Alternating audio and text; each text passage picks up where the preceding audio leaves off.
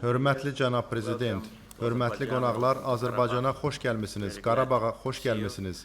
Sizi görməyimə çox şadam. Əvvəlcə qonaqpərvərliyə görə minnətdaram. Ötən il ölkənizə rəsmi səfərimdən və müzakirələrimizdən xoş xatirələr qalır. Məmnunam ki, fəal dialoqu davam etdiririk. Eyni zamanda şadam ki, sizi administrasiyanızın və hökumətinizin mühüm üzvlərindən ibarət çox böyük nümayəndə heyəti müşayiət edir. Biz də böyük heyətimizlə buradayıq.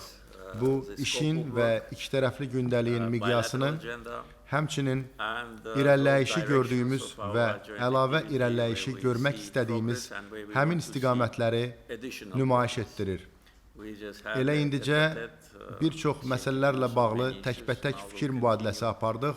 İndi isə nümayəndə heyətləri ilə davam edirik. Tam əminəm ki, bu səfər tərəfdaşlığımıza əlavə təkan verəcək. Sizi Qarabağda qəbul etmək xüsusilə xoşdur. Sabah siz Bakıda olacaqsınız.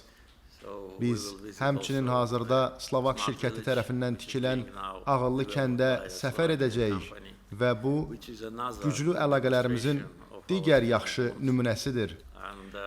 Hazırda burada, Qarabağda yenidən qurma işləri hökumətimizin əsas prioritetlərindən biridir. Buna görə Slovak mütəxəssislərinin iştirakı olduqca vacibdir. Bir sözlə, biz bugün gündəliyimizdə olan bir çox məsələləri əhatə edəcəyik. Bir daha xoş gəlmisiniz və dəvətimi qəbul etdiyinizə görə minnətdaram. Çox sağ olun, cənab prezident. Güclü nümayəndə heyəti ilə yenidən Azərbaycanda olmaq bizim üçün böyük şərəfdir və dəvətinizə görə sizə bir daha təşəkkürümü bildirirəm. Sizin Bratislavaya səfəriniz mənim də xatirimdədir. Həmin səfər diplomatik münasibətlərimizin tarixində mühüm səfər oldu.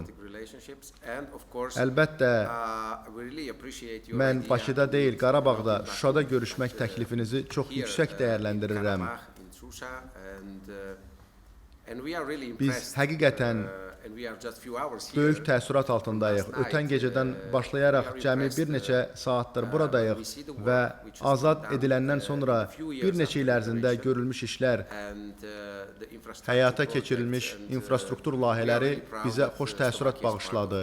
Biz çox fərəhlənirik ki, Slovakiya həmin işlərdə iştirak edir.